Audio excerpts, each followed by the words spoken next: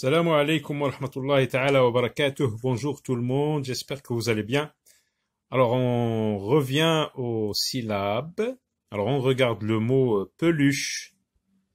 Peluche. Donc peluche, c'est un tissu. Ça c'est un tissu.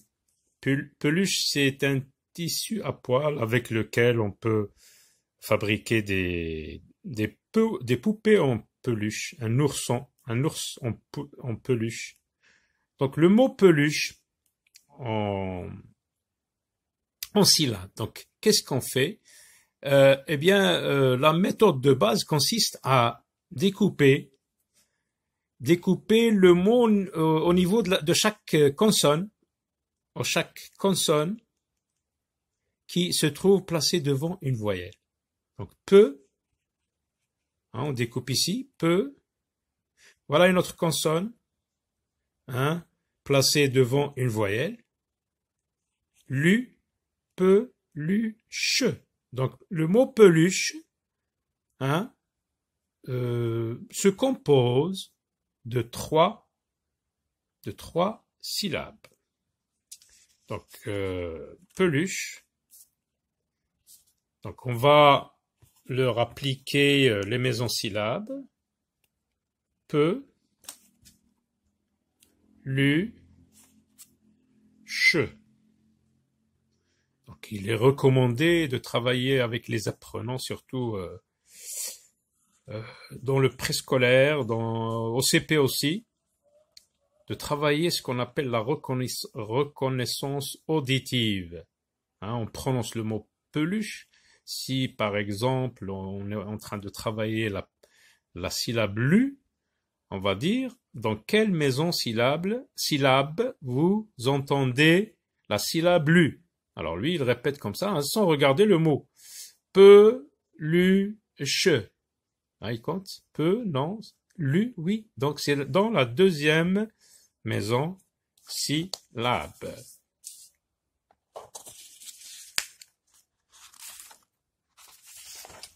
Garage. Garage. Donc, dans le mot garage, écoutez bien les unités de son, les unités phonétiques. Ga, donc c'est une unité phonétique qui se prononce d'une seule émission de voix. Ga, ra, je. Mais lorsqu'on parle très vite, on ne s'en rend pas compte. Mais lorsqu'on apprend aux enfants les mots, les syllabes, les sons, les voyelles, de reconnaître les voyelles et tout ça. Là, on est en train de regarder, de reconnaître, connaître auditivement, par exemple, la syllabe ra. On va dire ga, ra, je. Ga, ra, je. Donc, il va essayer de positionner la syllabe ra. Il va dire, elle se trouve donc après ga. Donc, dans le mot garage, il y a trois unités de son. Trois unités phonétiques qui se prononcent d'une seule émission de voix. Donc on dit ga, voilà une unité de son. Ra, c'est une autre unité de son. Je, une autre unité de son. Donc le mot garage se compose, comme vous l'avez constaté, comme vous l'avez reconnu auditivement, ga, ra, je. Donc trois mésosyllabes. On va leur appliquer donc trois mésosyllabes.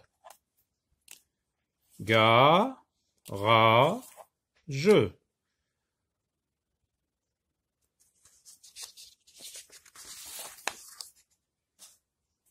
Le mot plume. Alors qu'est-ce qu'on va dire à propos du nombre de syllabes qui composent le mot plume? Plume. Donc, comme on l'a dit, la règle de base, la méthode de base consiste à découper le mot au niveau de chaque consonne qui se trouve placée devant une voyelle. M se trouve placée devant la voyelle U. Plume. Donc, dans le mot plume, on voit qu'il y a on découpe, il y a deux syllabes. On va leur appliquer les mésosyllabes. Plume. Par exemple, si on est en train de travailler plus, parce que la syllabe plus peut se trouver dans plusieurs mots. Plusieurs, par exemple. Plume, pluriel, pluriel, etc. Donc, voilà. Alors, appliquons cette méthode aux mots, à cette série de mots. Donc, on va découper le mot au niveau de chaque consonne. Par exemple, ba, donc la consonne N se trouve devant la voyelle A. Donc, on va découper entre N et A. Ba, là, une autre consonne qui se trouve devant une voyelle, la voyelle A. Donc, on va dire ba, na, ne. Donc, il y a 3 syllabes. Tomate. To, ma, te. Donc, to, ma, te. Donc, on applique la méthode de base qui consiste, je le rappelle, à découper le mot au niveau de chaque consonne, comme ici, par exemple, la consonne M qui se trouve devant la voyelle O. Je découpe ici. La consonne T qui se trouve devant la voyelle A, je découpe ici et j'obtiens tomate. Donc 3 syllabes. Karaté. Karaté.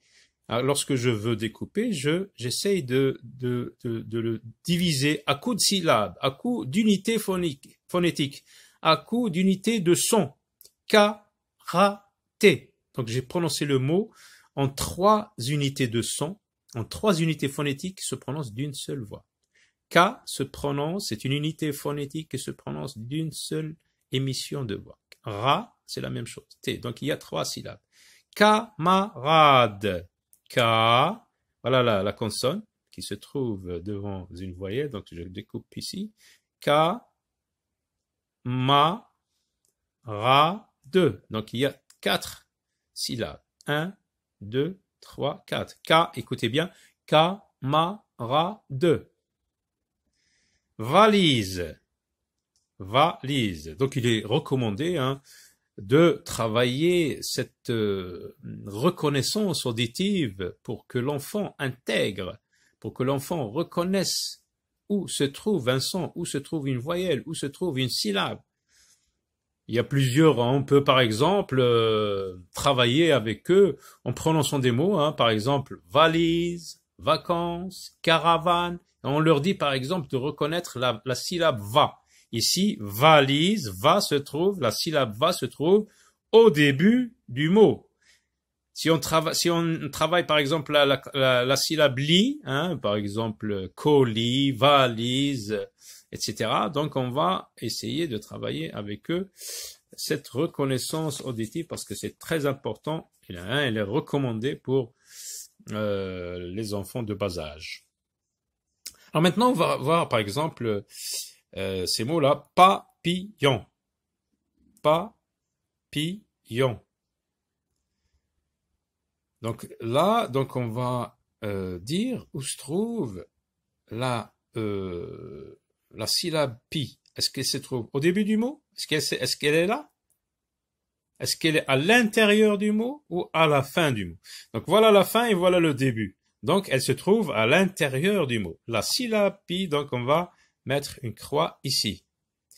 Alors la même syllabe dans le mot pigeon. Pigeon. Donc là, elle se trouve au début du mot. Tapis. La syllabe pi se trouve à la fin du mot.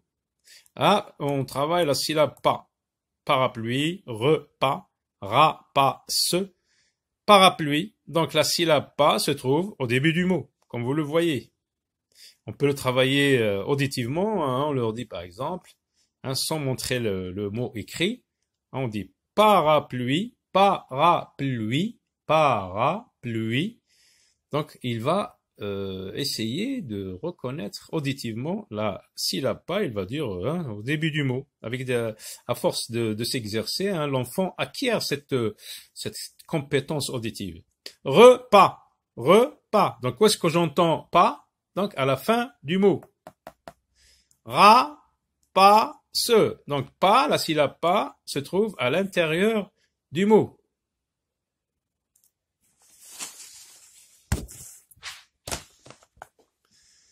Alors, ça c'est un quoi? Cet insecte. Papillon. Papillon. Pigeon. Donc, on est en train de travailler la syllabe pi. Voilà l'oreille qui est dessinée. Donc, on écoute. Hein, celui-là, il se compose de combien? Pigeon. Écoutez bien. Pigeon. On compte 1, 2. Donc, voilà les maisons syllabes qui lui correspondent à cet oiseau. Papillon. Donc, on va dire pi ici. Pigeon se trouve dans la première maison syllabe. Papillon, la syllabe pi se trouve dans la deuxième maison syllabe. Alors, c'est quoi ça? Un parapluie. Parapluie. Parapluie. La syllabe pa se trouve dans la première maison syllabe, donc au début du mot. Panier. Panier. Pa se trouve aussi au début du mot. Donc, elle se trouve dans la première maison syllabe. À très bientôt. Au revoir.